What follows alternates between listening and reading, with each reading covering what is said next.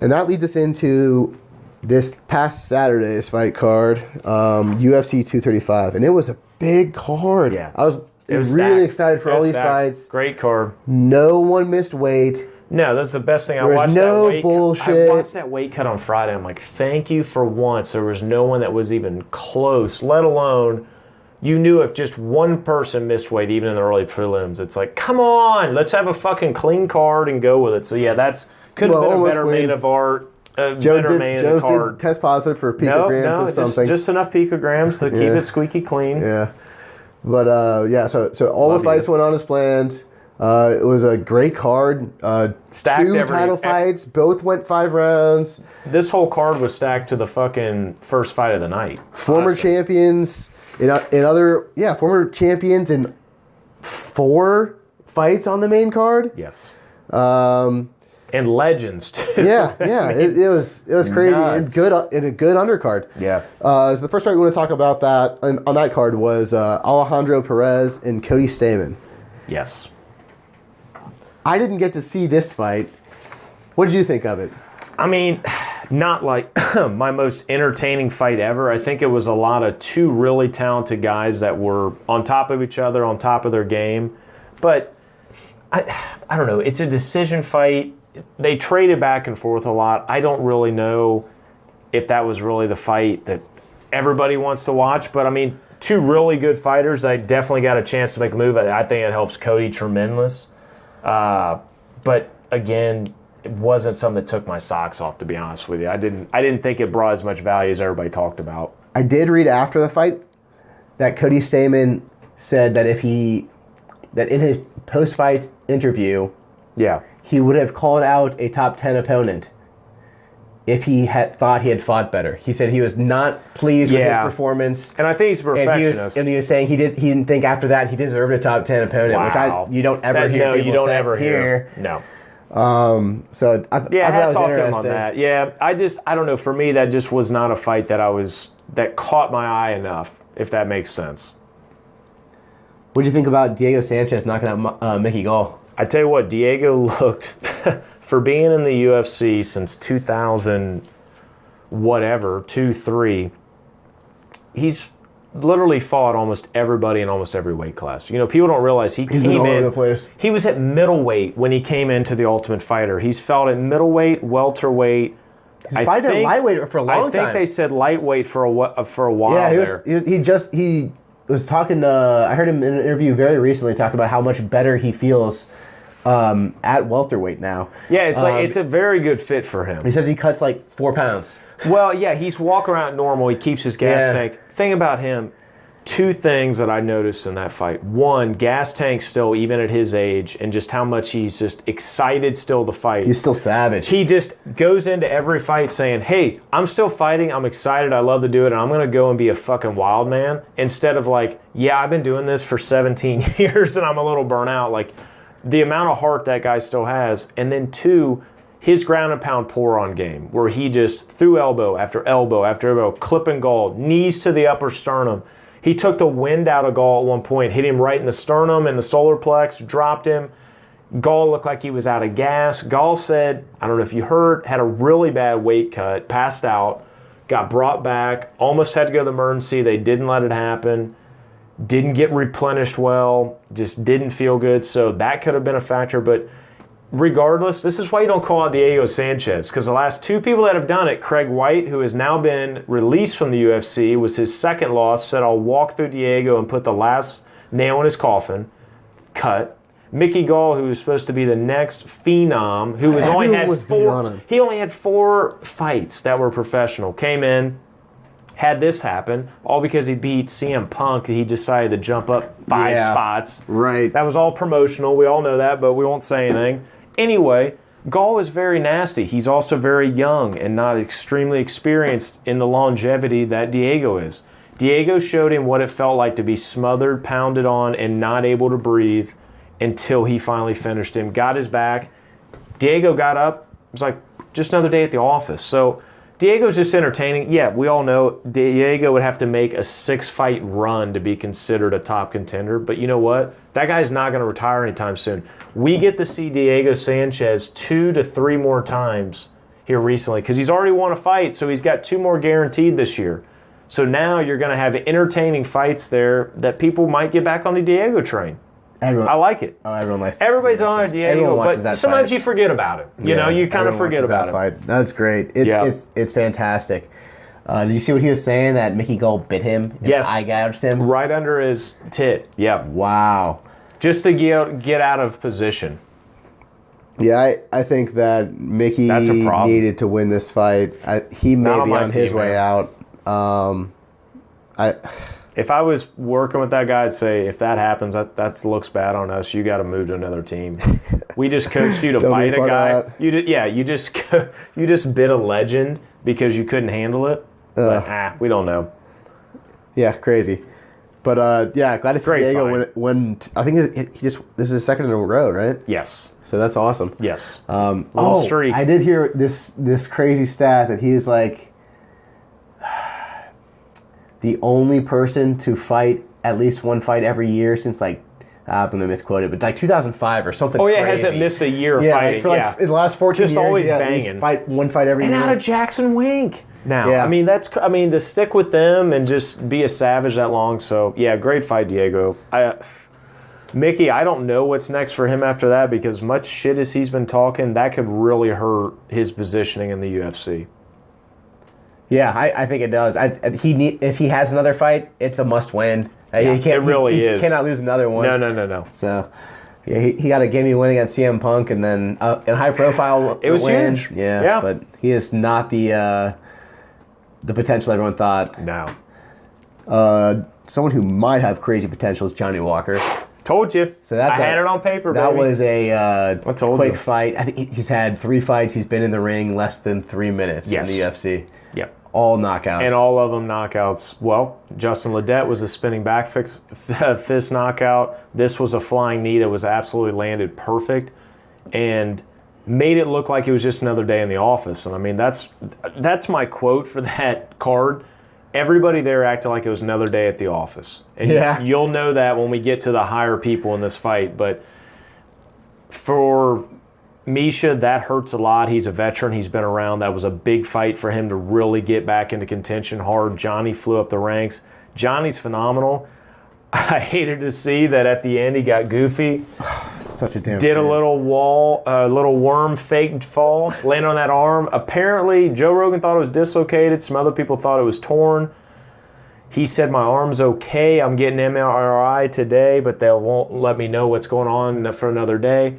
Anything could happen. That would suck to see a guy lose a good career for something that stupid, but also it could be nothing too. We don't know. Yeah. He could come out and knock somebody the fuck out real quick. It's not going to be nothing. It's not going to be nothing. Is something. Yeah. If you have to have the doctors come over after your fight for a celebration, you got hurt, that's a problem. Yeah, so hopefully it's nothing too bad. If your shoulder is compromised at all, it's something. That's bad. But I thought that film was fun to watch. Oh yeah. Just because right before he did it, it almost reminded me like an old Anderson Silva, where you make the feints and for a little bit you're reading on them and you're really not too worried about them hitting you. You're just seeing where their head's going to be. Yep. And then you make it your hit, and you could just see him eyeing him up, and he's like, "All right, I got you figured out." It's almost like he's ahead of you. It's almost like he's ahead of you where you're going to go. It was, I don't know. Just watch. I've rewatched that clip, that less than a minute, 30-something seconds, so many times, and you can just see him. All right, I got you. I'm already here. Yeah. I think his timing for a guy that size, it's kind of like what everybody's been saying. When you get super athletes like him, like an Eric Anders, Johnny Walker, obviously Tyron Woodley, guys that could play running back right now for a team. Yoel Romero. If crazy athletes were playing MMA. Yeah, if you got a LeBron James at 25 and said, I want you to get in this ring and I want you to just swing as hard as you can, and the guy that you're fighting is only 5'10", go ahead and just do that. That's the thing dude, like that DJ Metcalf dude at the draft. Oh my God. Whoever that receiver. Oh my goodness, dude. If he was a fighter. Yeah, could you imagine running a 4-3 and you're in a little ring, so that means you're quick. It's just the point of it all is the amount of power, muscle, and just athleticism coming into the UFC, because people go, oh, I was really good at football. That transcends over here pretty well. Oh, and by the way, I'm going to knock you the fuck out. Anthony Johnson style. Yeah, I don't like fighting, but I'm really good at it, so I'm going to do it because I'm always winning. I mean, when you got guys with that power, strength, and athleticism, it's a scary beast because you could be so technical, in one shot, you're toast. The other thing, the other side of the coin is... I knew that was coming.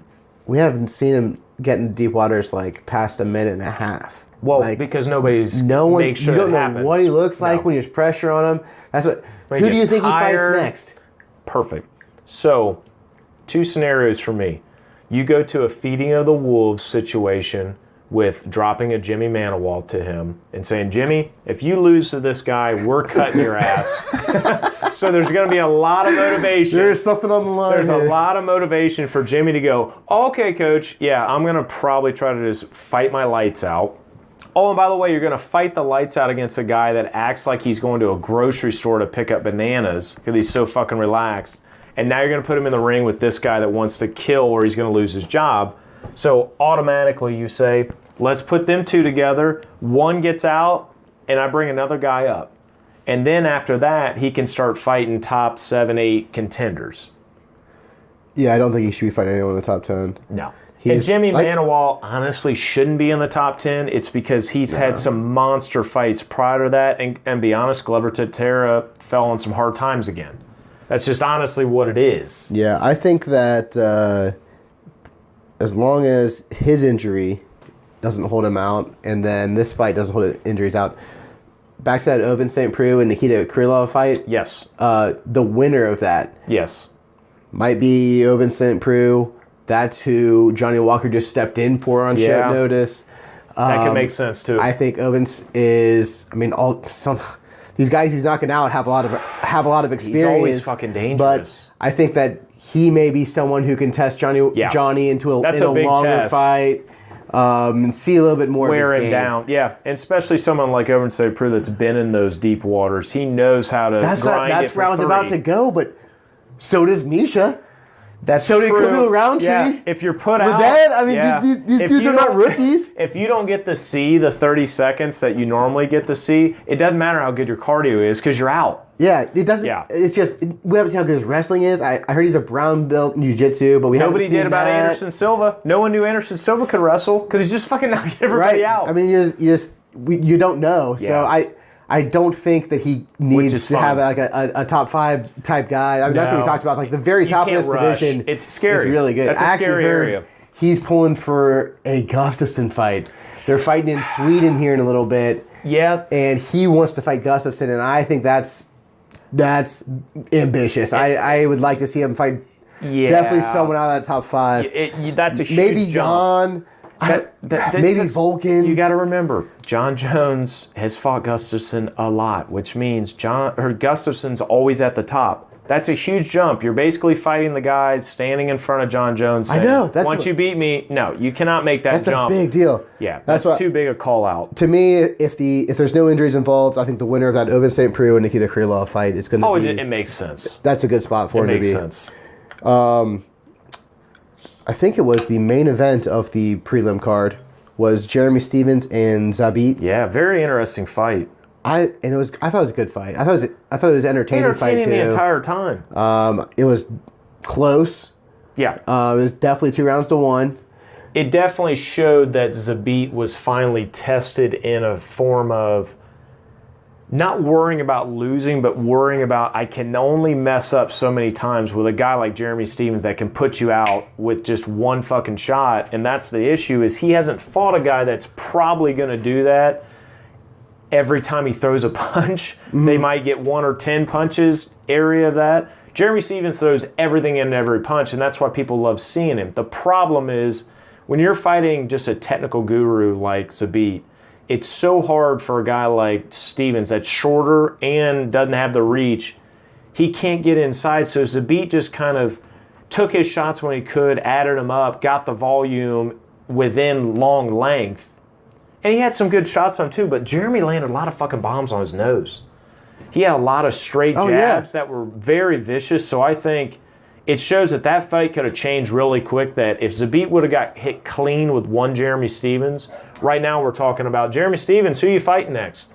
Jeremy Stevens is a hell of a fighter. Always has been. Zabit had a great fight.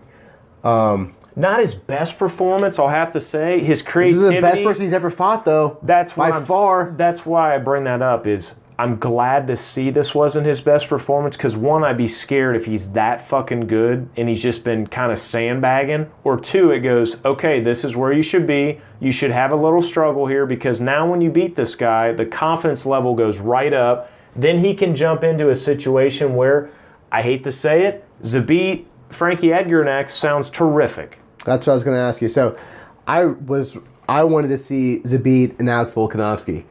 Because they're both real like young. That too. Very young. Because I was pulling for the Aldo Ortega fight, and then I thought this would be the other fight. Which made sense at the time. But now they made the Aldo Volkanovski fight. So let's just go ahead and say I would like to see him fight Ortega. Yes. I think it's appropriate. I think there's enough hype about this guy. And if he really wants to be a contender, I would not have an issue after beating Jeremy Stevens. I mean, then have your shot. I mean, it's not your shot at the title because you beat Jeremy Stevens. No. But if you want to fight the top contender because you beat Jeremy Stevens, I got no problem with that. Yeah, because Renata's coming off a loss from Jose, so he's gone. Frankie's obviously coming off a win over Cub. But I'd love to see him have the next shot at Max. But Alexander Volkan is on a five or six win streak right now.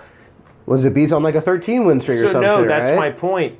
Let's just let him air it out right now. Like that's what I wanted. No. But he just signed that fight with Aldo. Well, why is that still not in the cards if Alexander loses? That's still the same difference as fighting originally how he was. Just because he's coming off a loss doesn't mean he still can't fight him. No, I just think that he's going to...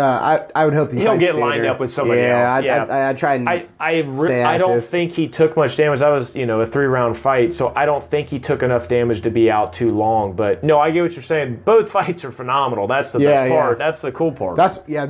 All these guys up here, it's nice because on Max's way up, he cleaned out the division. And it's fun. And now the division's turning over. And now there's a bunch of other guys that are going to get to the top of the division. Yes. And he can start defending other guys now. And thinking a very scary thing for Max that I'm sure is in the back of his head. Max is leaving his division to go and fight in another division to potentially lose. So he's not losing anything out of his division, but he's losing huge confidence because if he gets knocked out by Dustin Poirier, all of these guys are hungrier and shit. They're going to say, look, this dude just came off a loss. He was not cutting weight in that fight. Now he's got to cut back massive weight. And we know, I'm sure everybody knows Tanner loves talking about cutting fucking weight. But it's the truth in the sport. Max would not have to take a monster cut at lightweight. Him at featherweight, he's going to take that monster cut, and maybe his body isn't ready for it again that quick. 155 is still a big cut for him, right? It's a huge cut. The whole thing with it's a fucking 25-pound cut. He had to drop like 30 pounds. He couldn't get down to 155 in, I think they said 15 days. I think he walks around like 180, man. If you look at these guys, so many people will tell you, if you saw that guy, you thought he was a light heavyweight. Because they're just so fucking big. Yeah. And this is a guy in featherweight. They're just so fucking big. So anyways, I think that there's tons of challengers coming up that are getting ready for Max. What about Jeremy Stevens? He's fun to watch. Who does he get next? You could get really creative and not drop him down a lot just because the talent is a beat. You could get situation with Cub Swanson. Cub Swanson is on a 3-loss losing streak. Jeremy Stevens now is going to be on a 2-loss losing streak. Let them hash it out for jobs. I know I'm getting a little greedy with the job situation, but Cub loses one more. No, dude. Cub loses. No, they're not going to cut Cub. If Cub loses one more, I promise you he will be cut. He is on a fucking 3-fight losing streak. You know who those people are? Brian Ortega, Frankie Edgar, Renato Moicano. Yeah, and then you go down to Art Lobov. Yeah, he beat Artem Lobov. And then he beat Doho Choi. Okay, that's fine. I get that. When's the last time you've heard of Choi? When's the last time you heard of Artem Lobov? He's been cut, and Choi hasn't had a fucking fight in a year. Choi had to go to the fucking Korean military for 2 years or whatever. Shit. That fight was so badass. Yeah. So it was a Korean zombie situation. Cub will leave when he needs to. Do you think Do Choi comes back, Chang Zung style? Is it Korean zombie? So that's who I think he should fight. I like that because that's a death fight. I was picking Yair or Korean Zombie who just fought each other. I think we always go back to Yair. Either one of those fights, I would love to see Jeremy Stevens in. I think that would be a fun as hell fight to watch. Yair and Jeremy Stevens and fucking who you just brought up? Cub. No, they just fought, didn't they? No, I'm sorry, Korean Zombie. Yeah, that's what I said. I'm saying Korean Zombie or fucking any of those guys is phenomenal anyway. Then you let him Jeremy Stevens, that's fireworks. Jeremy Stevens, I would say I would love for his next fight to be against Zombie or Yair. I like that. I like that a lot. Perfect. And then getting into the pay-per-view. Yep. First fight, former champion, Cody Garbrandt, got knocked the fuck out. Well, third time in a row. This is true, but by Pedro Munhoz. So one, I was very impressed with Pedro. I was already impressed with Pedro before this fight because I saw his other fights. I saw just the quickness, the speed of the Bantam division. He was definitely already a new up-and-comer. Here's the thing. You got somebody like Cody that no matter what goes in very passionate, very emotional, and basically ready to take you out at any point. Yes, his last two losses, TJ Dillashaw, who is the bantamweight champion. You're going to have a situation where your fighting style can catch up to you, or you can be too obvious. Cody's at a point right now, everybody knows his game, everybody knows he wants to bang out. It's who gets hit first, or the hardest. Cody in this fight, unlike TJ though, was throwing flying knees. He was throwing inside rib kicks, high kicks. He was getting in the front of his fucking lower calf, kicked the dog shit out of, but he was fighting right through it. He said he got headbutted, saw red, got mad, lost his whole game plan, just wanted to swing Cody style, which we all have seen before. I think Pedro could have been in the same situation as Cody, but I think Cody's not being honest that that's just Cody's fight, and that's okay. The problem with that is it's cost you 3 losses in a row when you took the belt from Dominic Cruz that did the exact same thing. Dominic Cruz lost his game plan, lost his foot speed, lost his timing because Cody was so fast, so virtuosious,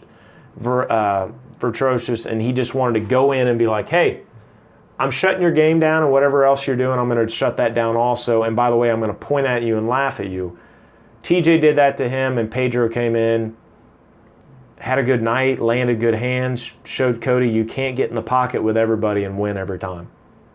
No, I heard Pedro say that was his game plan, was to try and bait Cody in to just a brawl. Yeah. Because that's his style. Pedro can take a fucking punch. He's got a hell of a chin on him. The guy's got a hell of a chin on him. And Cody's now, I mean, he's prone to knockouts 3 in a row. But which you don't ever want to see, but he fought. He has the capability of sticking to a game plan, and I've seen him do it.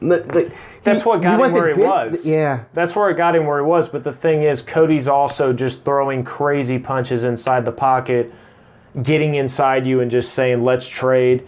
That got him there, but it could have also made him never be a name known again. And I'm sorry.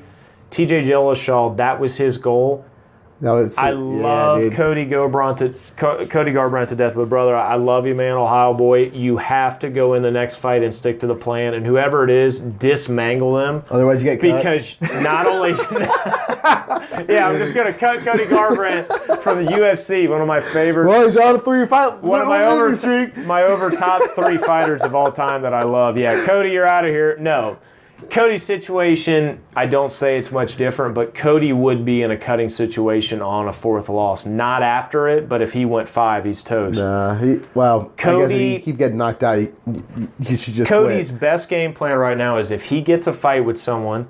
Some people are saying John Dobson. I think that's a super boring fight because I think Cody goes inside and just beats the dog shit out of the body in his face. But also, Cody needs to do whatever he can do to go in and chip away and then finish and have a very tactical fight to show people, okay, I can still do the shit I did to get there. Dominic Cruz over 5-round fight. No one beats Dominic Cruz in a 5-round fight. Let alone Dominic Cruz that has the most bizarre style of all time and the worst timing that you could ever try to replicate. And he beat by decision. By decision. Yeah, so the thing about it is, Dom got that way, being different. Cody got that way, being different. The problem is, Dom's not fighting. He's a commentator. He gets hurt all the time. Yeah, it is just unfortunate. And with Garbrandt, he's going in there reckless. So right now, Garbrandt could only have 2 losses maybe on his record instead of his 3. Or hell, he could have almost had 1. Got his belt back. Yeah, he's got so 3 losses. But the guy's been in there. He's already been a champion. He does one good move right now. He's right back into redeeming it. I could guarantee you Cody Garbrandt could have the strap by 2022. It's going to take that long. Oh yeah, he's got to get way back in line. That is an absolute firestorm to walk through in that division like we always talk about. But if he wins 3 more fights in a row, that 3rd fight is the belt. I love Cody. I don't want to see that happen anymore because people love watching his fights, but you cannot turn into a Diego Sanchez in that division this young in your career. And no offense to Diego, but Cody's not 34 right now and been fighting 60 fights in his life. Cody does not have that many fights on his belt. You need to have longevity because you're 27. You got 4 more years of good fighting in you before things change. Get in there and start making the changes now. That's all I'm saying, brother. What about Pedro? Where does he go from here? Pedro goes up quick. Fight? Pedro goes up quick. Maybe I was thinking from where the list had moved, maybe he goes with a Rob Font. I like someone way higher. Really? Yeah, like Aljamain. Just one? You know, I do, but the thing is, Aljamain is doing some crazy things ever since he's got knocked out by Morales. And I think he's got a hell of a lot better record in fighters right now than Rob Font. So I think one more challenge, then get up to the Sterling areas. You think so? Well, John Dobson just lost to a decision, so he's dropping down. Where's Pedro at now? Go up. No, I don't think so. He's 4. Oh, wow. So he did make... Oh, shit. Yeah, he's all the way up there. Give him Aljamain. Well... It's him or Rafael Assunção. I did not know he made that big a jump. Wow. He just fucking knocked out Cody, man. No, I know that. I'm saying... I guess he'd be another person Dominic Cruz could come back and fight. Yeah, but there's thing always is, that. When is that going to happen? When I retire? Yeah, I mean, we're going to have to wait on that fight. Yeah.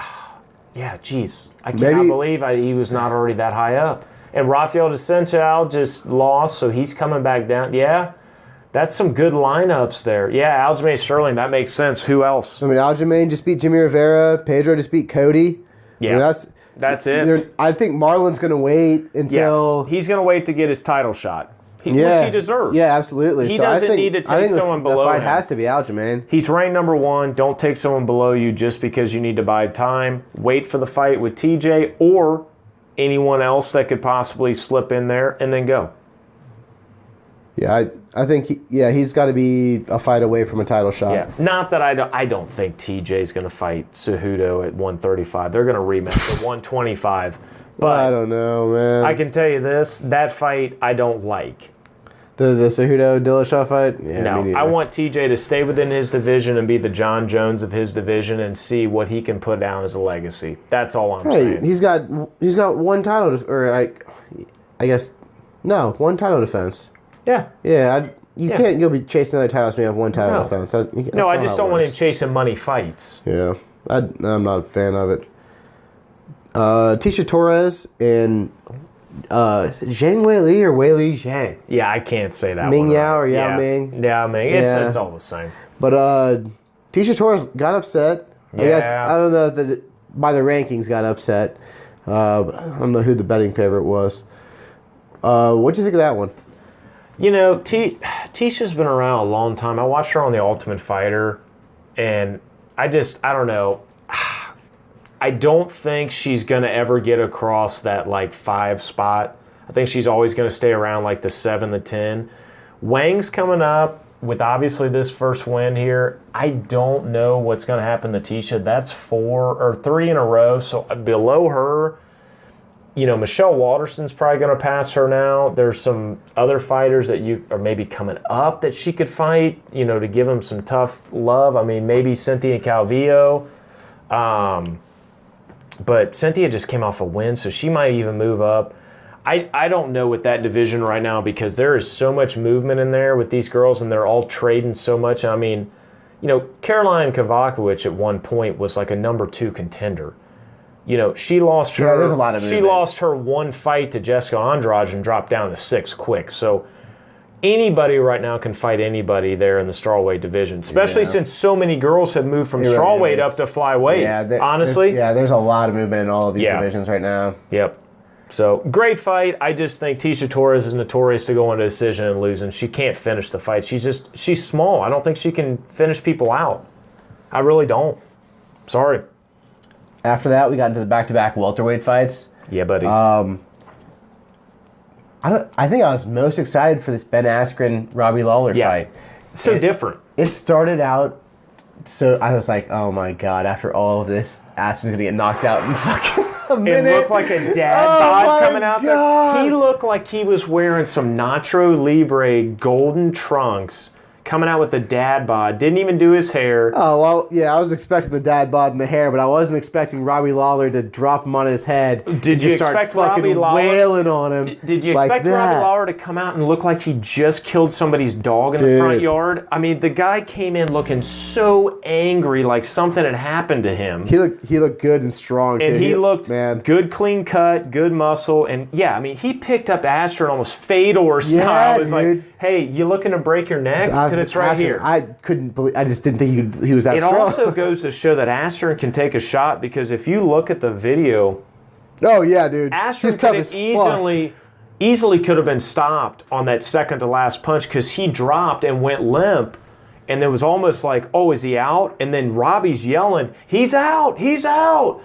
Trying to get the fight to go quicker. Oh, Robbie was yelling that? Robbie was yelling because he was laying haymaker. Do you want to be hit by Robbie Lawler in the 5th round or the 1st round? The answer is neither. No. Because I'm telling you, that guy will throw bombs all day, and he was fresh 30 seconds into the fight, but it shows Ben Askren came over, took his time, took the shots. He goes, everyone's like, did you expect to take so much damage in the Robbie Lawler fight? He goes, yeah, it's fucking Robbie Lawler, man. I prepared for this. Yeah. The issue is, a fight like that, the last thing it needed, Greg Hardy style, is a fucking situation with a mess up with the alleged early stoppage or the misunderstanding of the stoppage. I want to get your insight on it before I get into it because I watched that live. Right. So I watched it live, but I was at a bar. Yeah, a little different. And like I said, couldn't believe that it was about to end in a minute. After everyone talked up Askren. Well, I'd been excited to see Askren fight, but I was like, and Robbie Lawler. Robbie Lawler's never a bad fight. I love fucking watching Robbie Lawler fight. There's never a bad Robbie Lawler fight. I was so excited for this fight, and then I thought it was going to end quickly.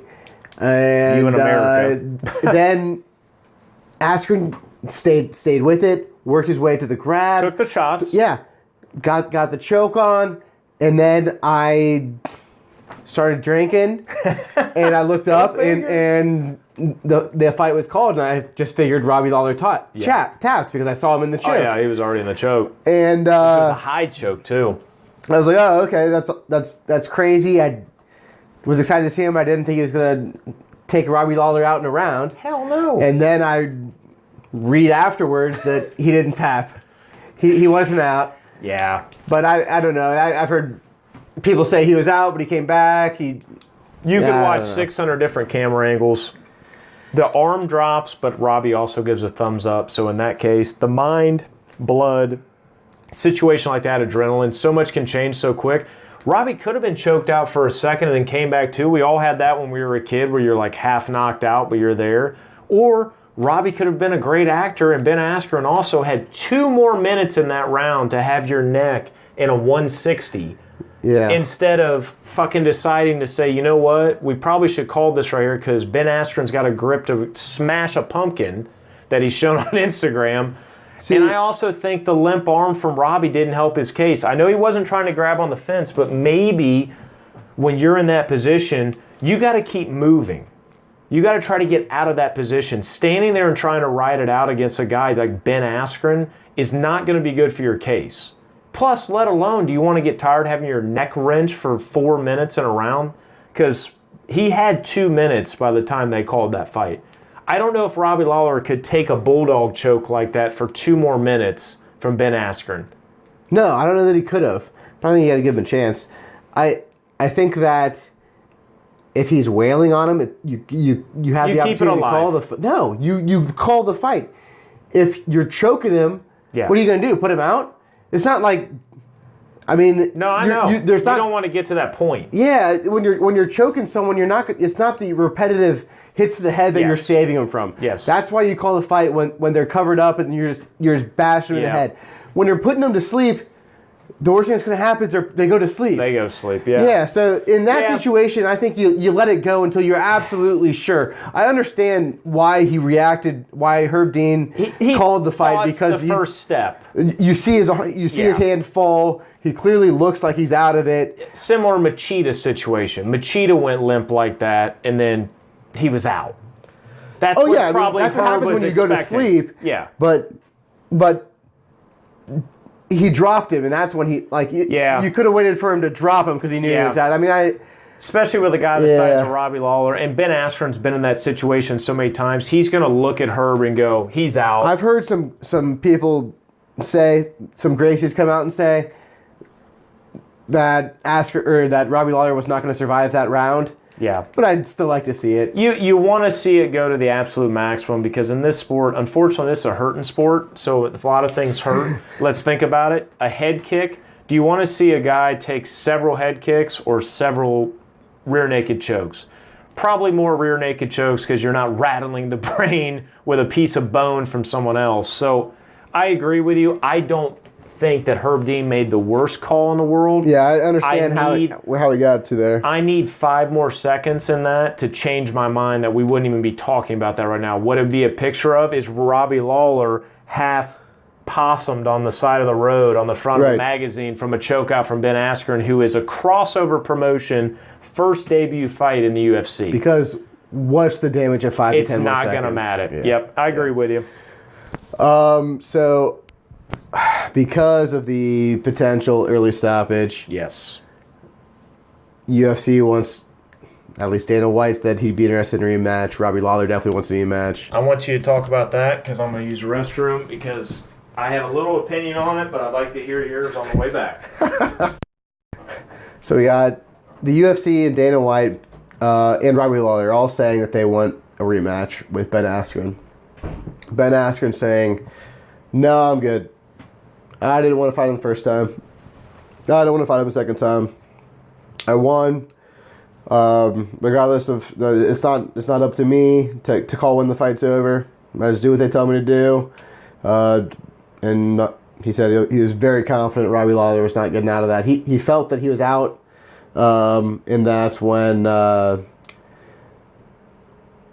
Dean came in to stop the fight. He let go of his choke, and that bit of blood that came back, Robbie Lawler came right back, which, looking at the video, it's a possibility. But he has said that he's not into that rematch. So if there is no rematch, he's been chasing around Darren Till. He's going to London to watch Darren Till fight next weekend against Jorge Masvidal. You were going to say the same thing I was going to say. And he's made it very public. He's not a fan of the guy. Nope. So he wants that fight really bad. Yep. I think that that's probably the fight to make. I'd love to see the Robbie Lawler fight again. Hopefully they both have another fight, have wins. Yes. And then it's like a title, like a number 1 contender fight. It's a contender fight. 100%. I would be absolutely fine with not seeing it as an absolute or as an immediate rematch. Yeah. Because it doesn't make much sense. We did just see it. I mean, and it wasn't anything that blew anyone's absolute mind. So, because you had that controversial stoppage. It's not a fight right now people are super excited about. But if Ben Askren could have just been absolutely knocked out flat and then he was never heard of again, then Robbie Lawler is getting ready to go on a tear. Right. I mean, Robbie Lawler's scary for anyone to fight. Yeah. I mean, he's scary for anyone. He has 2 losses in a row now, 3 out of 4. but he's a fucking killer, man. Yeah. He's a monster. So it's a big win for Askren. Like he said, he claims to like Robbie, didn't want to fight him. I wouldn't want to fight Robbie. No, I don't care how much. Yeah, I don't care what's going on. I don't want to go into Robbie Lawler. But the thing is, that's where the line's drawn in the sand. That is so deep that Robbie Lawler is someone you have to get through lower in the rankings. You're like, who the fuck else is above this guy? This guy is knocked out and made people look stupid. And then obviously Tyron Woodley. You got that situation now we'll talk about later, but you got guys like them that you have to go through to get to the top. Right. That division right now is literally a rolling, spinning ball of fire that anybody, again, can make a jump, and also every fight's fucking entertaining. Oh, yeah, they're all great fights. There's not any snores. A fantastic division right now. Sorry to leave you there. I think he needs a top contender, but he cannot challenge for the title yet. So he needs another win, and then if he wins that, maybe a title shot. So I think Till's the guy. He was talking a lot of shit with Usman before the fight, but he doesn't get the title fight now that Usman's got it. Yeah. So I think Darren Till is the fight to make, unless Dana just absolutely does hate him and insists on a fight with Lawler and won't offer him anything else. So if he refuses to fight him, I can't imagine he's going to push it too hard. No. But so I'd like to see Darren Till next. Yeah, and I agree. And then his buddy, Tyron Woodley, fought after him and did not defend his title against Kamaru Usman. Usman, wow. This fight blew my mind. It shows the absolute... Well, here, you go ahead first because I'll have my own. I couldn't believe how dominant Kamaru Usman was. The title defenses that I've seen Tyron Woodley make, I have been incredibly impressed with. The Wonder Boy draw was, I thought, a super entertaining fight. I thought it was crazy back and forth. I thought the draw was entirely appropriate. That said, I think there wasn't a time where Wonder Boy was in danger. I don't think there was ever a time when Woodley was in danger, but I thought that I thought Wonder Boy won 3 rounds and Woodley did a lot more damage, and I thought the draw was great. The second Wonder Boy fight was boring, but Woodley made the fight into a fight that he was going to win. He was going to win that fight. It was that technical of a fight.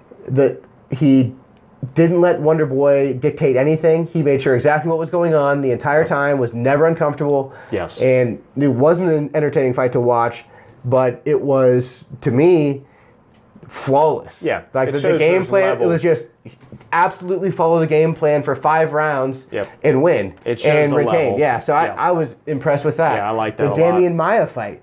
Also, oh my gosh. Not a ton of punches thrown, significant strikes landed, but he made sure Damian Maia didn't beat him. And he knew his strengths. Damian Maia is, if he gets a hold of you, he beats you. Yeah. So I thought that was an incredible fight. He fucked up Darren Till when everyone thought Darren Till was going to give him all kinds of trouble. Well, Darren was ripping through the ranks and Tyron had been smashing everybody else, so it came to a point when Darren said, let's do it. Everybody kind of wanted to see, is this kid for real? And the thing is, like I've said before, there is levels to this shit. And you go up there against a Tyron Woodley who's just a Mack truck. And also, Darren's always making a really nasty long cut. Imagine that. I'm talking about that. But my point of that is, you make that nasty cut all the time at welterweight with these guys that are fully coming in just ready to go. You have to be on your game. And I think Till got tested with strength, one, and also, if I'm put on my back, I have no idea how to get out of my back. Yeah, he was inferior on the ground. I mean, that's just made very clear. I give Darren props. He can take a shot. That fucking smash from Woodley that put him on his back, most guys would be out. He took the punch, landed down, and then just got his wits about him, but once he was on his back, he was just a turtle getting spun. Mm-hmm. So, yeah. It's there's a lot of movement right now going on that is interesting. But Usman, going back to him, just the overall game plan and his drive, cardio, and strength, to tow around and throw Tyron Woodley around like he's done other people in that division. For 25 minutes straight. The entire fight, he was just... Overall pressure, Khabib ragdolling style, him. but picking him up and then never being complained about being broken up for non-activity, never complaining about anything Woodley was cheating, like grabbing the fence, grabbing gloves. Or getting made to stand up. Or getting made to stand up. I mean, to separate. I mean, he's on top of the guy. The ref says you're not doing enough. Took his time, went inside, and also just showed, I'm going to make it to where your game is shut down, which Tyron Woodley has done to other people. So that is what intrigued me is, one, this is a guy that beat a guy that no one else had the same game plan as. And two, this is a guy that's fighting for Africa, of people that don't make it and are having rough lives, third world countries. Like, this guy just came from the depths and just said, I'm coming up through this ranks. I'm going to show everybody you have no fucking idea what you're about to play with. Yeah, I've been impressed every time I've watched Kamaru Usman fight. This is by far Just the a most savage. impressive. I was not expecting just this overwhelming kind of a beatdown. I thought it was a possibility he won. I thought it was going to go to decision. I thought it was going to be a close fight, and I thought Tyron Woodley was going to win. It was not close. No. It was so dominant. And to me, the most telling part of the fight, every single time the bell rang, Kamaru Usman was on top. He got up. Yep. He strutted over to his corner, not out of breath, sat down, listened to his coaches. Opposed. And Tyron Woodley had this bewildered look on his face and like dragged himself up the fence so he could stand up and just rested there. Yeah. It's like, what the fuck? And then walked over to his corner. And it was like, you could just tell he was beat. Yeah, life sucked out of him. Every single round. Yeah, it was. I was incredibly impressed with Usman. Do you think Woodley looked off? Do you think there was something wrong with Woodley, or is this just the real Woodley? I think he's overwhelmed. Do you think this is almost a 37-year-old Tyron Woodley who has done not even that? He has been doing this and dominating this long and has been trying to start his own career outside of it. Not saying, his jobs and everything are making him not a good fighter. Do you think that it's just the time that maybe he's got a foot out and he's just keeping that foot in because why not? I've been winning. I'm top of the food chain. Everyone's got to come to me to get this belt. And it became so secondary to his other life because he knows he's not going to fight till he's 60. So maybe he already had a foot out and he's like, it won't affect me. I don't think so. You don't? I think that... With all the rap albums and all the TV shows and doing commercials and running around for advertisements, you don't think at some point he goes, should I really have... What's Usman doing every time he's on a yacht doing a commercial for Patron? Mm-hmm. Usman's in the gym, getting yoked, hitting pads, hitting bags, going down ground and pound, jiu-jitsu, going probably 75 wrestling classes hours a week. Why Woodley's out doing his thing. Mm-hmm. He's not trying to take a foot out. He is taking a foot out because I guarantee when Tyron had his first fight ever in the UFC, he never left his gym. What do you think he'd had his first championship fight in the UFC? When he had his first win over championship over Robbie Lawler. Yeah. What year? No. Do you think he was doing other shit when he had his first winning over Robbie Lawler? Not like this. Yeah. Not this elite. Yeah, I think when he knocked out Robbie Lawler, he was on a mission like everyone else, like Usman.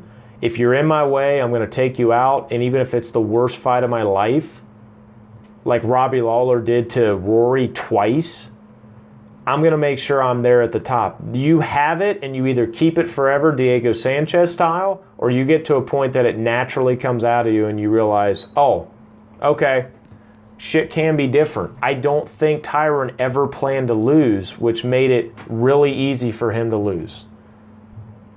Yeah, I don't know. It's hard for me to say that he wasn't training hard enough to do it. I don't know about that. Yeah, we're not there. I'm not speculating. I'm stating a reality fact that Tyron Woodley might decide this is not what he wants to do for another 2-3 years. Yeah, I think he's got to be at the tail end of his career. He was looking to make a move up to middleweight. Now he's not doing that. He's trying to get the title back. I think he gets thrown around middleweight. It's going to be, what do you think is the next fight for both these fighters? Do you give Tyron Woodley a rematch? out of everyone that is currently a champion in the UFC, he had the most consecutive title defenses.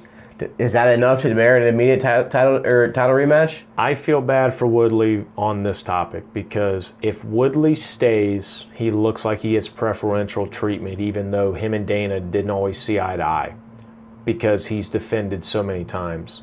I also feel bad for Tyron because they're probably going to throw him back to the wolves of all the dangerous top 5, 6, and 7 guys, to where Tyron is going to have to go through fucking fire to get back to what he held and kept for so long.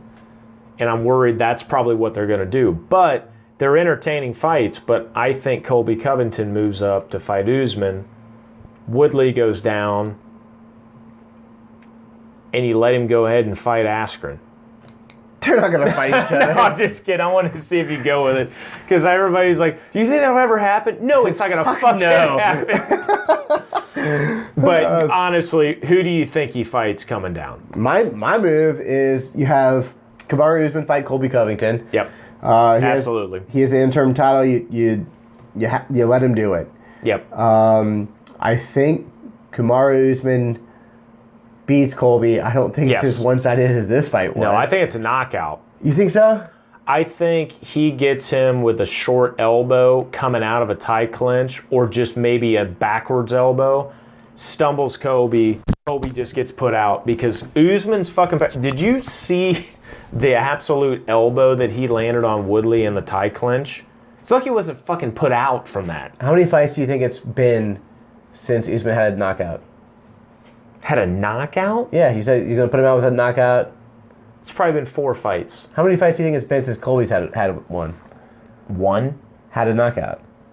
Oh, wow. Yeah, Colby's had both a lot of these fighters just beat you. They don't finish you. They beat you down. They beat you up for 5 rounds. That's a good point. And I think that one of them... I was right on Usman, though. What's that? 4 fights. Yeah, 4 fights for... Yeah. It's at least 4 for both of them. They just they always go... And in this division, wow. Yeah. They win, but they win by decision. And they're convincing decisions. They beat the fuck out of you. Yeah, there's never a draw. Yeah. But I think that... wow.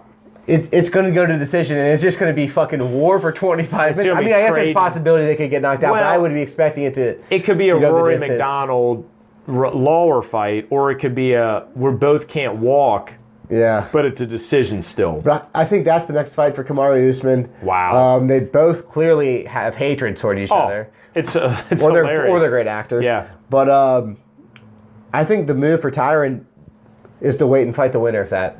I think that then you give him the rematch. It's not a rematch. You give him a title shot without having to go back. So you're going with a Tanner perspective on it. I like it. You let him wait. So you like to let Tyron wait for someone to go and trade and see if they can do what he did, and whoever loses or wins, he fights. Or just wins. Say it again, please. You're going to let Tyron sit. He doesn't fight anybody right away. You let Usman and Colby go at it. The loser fights Woodley or the winner? No, Woodley would fight the winner to get his belt. So he basically gets put to the side and waits for someone to trade. Okay, that's what I said. It's Tanner style. That's kind of how I am on Jones. Jones is a champion. You don't have the champion sit aside. I understand that, but there's nobody in that division that's been holding and doing what Jones has. So let's... Like I told you, I know you don't agree with me, we cannot put all the meat in the butcher block and chop it up too quick because people will not want to watch these fights. I'm not promoting UFC. I'm promoting that we don't have these lazy cards. Why do you think people know Ronda Rousey? 100%. Because she was chopping up all the meat. She was. That's what people want to see. And then guess what happened when she fucking got knocked out back-to-back fights? People forgot about her. Right.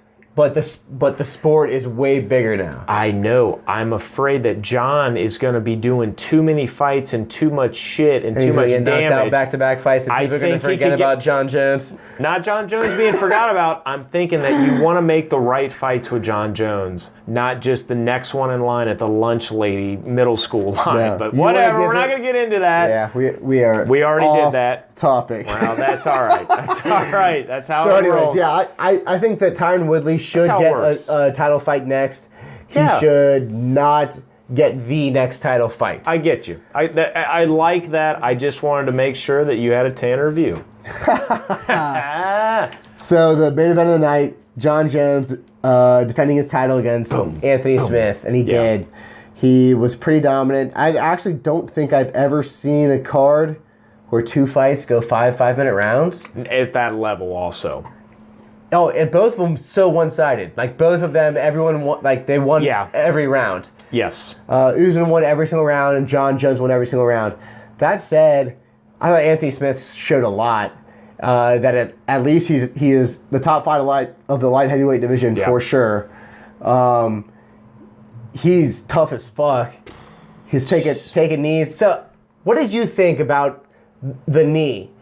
Because I thought, I guess, my understanding was there's not a difference between fingertips and a palm. So that's where I messed it up. Yes. So I watched it, like I said, in the bar, so I couldn't hear any of the audio. Yeah, you're just watching. They were calling it an illegal call or an illegal knee, and I was wondering how, because he wasn't on his knees. Yep. He was up on his feet. He was in a crouched position. Exactly. And I guess I did not realize there's a difference between palms and fingertips. But he got deducted 2 points for that. Yep. And right away. At no point was I ever thinking Jon Jones would lose. No, that Anthony Smith was going to say he couldn't continue. Oh, no. It never crossed my mind. No, absolutely not. And I was just thinking how he's just taking so much fucking punishment. He's just like, all right, let's keep going. Anthony Smith went through a lot. Here's my deal. I'm a huge Lionheart fan. I love Anthony Smith. I'm very honest about it. I think Anthony Smith got to a title shot about 1 fight too soon. And I talk about this a lot. Guys got to put in their worth, because we don't want to see a Darren Till situation or an Anthony Smith situation where you jump up, you're there, you're right in the rankings, you fight the top guy, and you get fucked. I don't want to see that. But I hate to also hear everybody always like, oh, he gave so much heart, he did so well. That's like giving the guy a participation award, okay? We know the guy's fucking tough. We know Anthony Smith's going to go in there nuts. I've listened to everybody. We all know he gave a ton of heart. I love Anthony Smith, but don't use that as, it's okay, man, you'll be fine.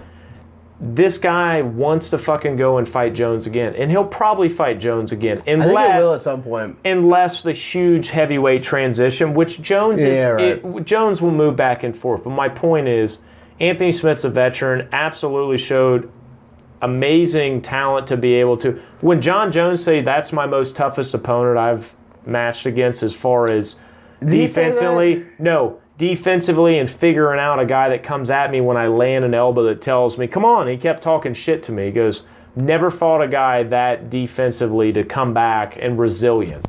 He kept saying resilient and everything else. My point is, is Anthony Smith probably the most talented martial artist that Jon Jones has ever fought? No. Probably Machida was. I think he said most experienced, which might be the case. He may have more fights. He might have the most fights, but as far as talented martial artists, Machida probably was one of the most nasty as far as dangerousness that he had. And he made him look like a kid.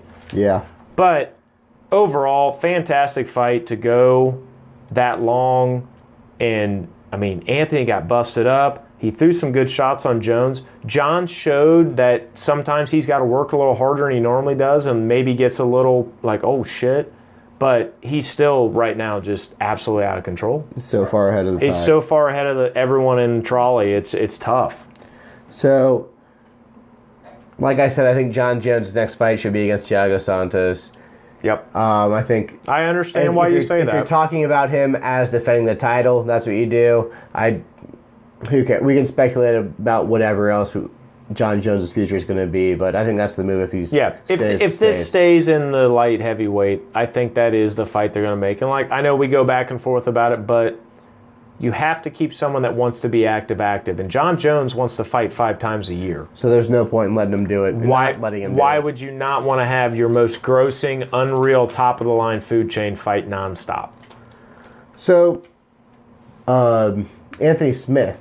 Yes. He's got to stay at the top. Yeah. We talked about how Johnny Walker was throwing his name in the ring to fight... that's a huge jump. To fight Gustafsson. Yeah. But I think that if Anthony Smith can make it in time to fight Gustafsson, that would be a hell of a fight. That's kind of what I'm thinking. I think two guys that are completely similar and different. Gustafsson is very cleaner on just his overall mechanics than Anthony Smith, but Anthony Smith knows how to play good defense, take shots, wait till to strike and kill you. I think that's something that he can do that makes an entertaining fight, also with another guy that's, going to also do some entertaining things. So I think that fight makes sense to me if he can wait to be able to fight then. Yeah, the issue, I think, is... That's the issue with Gustafsson. They're going to be looking to put Gustafsson on the Switzerland card, and I don't know when it is. And it's going to be... Anthony Smith just went through 5 rounds. How long does he have to sit out? I don't remember what the doctor said on him. So if he can make that turnaround, I would love to see him fight Gustafsson. Because that Gustafsson fight that went the distance was my favorite Jones fight to watch. So entertaining every time. And think about it. So these are the two guys that most recently went the distance with him. I'd like to see them fight and see how that goes. Nice. And so overall, 236 was 235 was a pretty awesome card. We've been trying to correct him all day. He's been having 236 every time, but we wrote it down 235. Like I said, it's 235. Two title fights. Yes. Both going 5 rounds. At the highest level. Yeah.